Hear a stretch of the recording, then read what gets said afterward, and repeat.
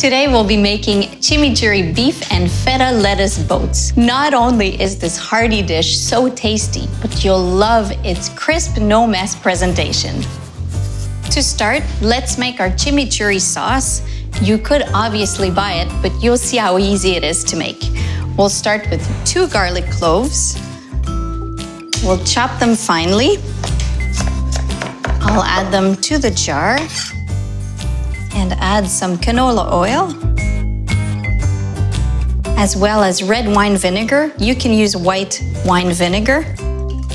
For the spices, half a teaspoon of red pepper flakes, the same amount of paprika, dried oregano, and half a teaspoon of ground cumin. Now for the fresh herbs, I need some parsley. I'll chop it finely, and some fresh cilantro. Season with a pinch of salt and some fresh ground pepper. Mix all the ingredients together and let the sauce steep for about 30 minutes. This way you'll get the maximum flavor. For the next part of our recipe, we'll start by slicing 2 small eggplants and add some chimichurri sauce and coat them thoroughly. I'll set them aside for now. Next, take 1 pound of beef bavette, also called bottom sirloin flap steak, and I'll use some of the chimichurri sauce and coat the beef on both sides.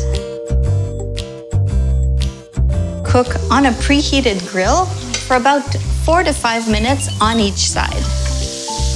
When the bavette is cooked, wrap it in foil and let it rest for about 5 minutes. This will retain all the meat juices and boost the flavors. Next, place the eggplant slices on a preheated grill set on medium heat and cook for 2 to 3 minutes on each side.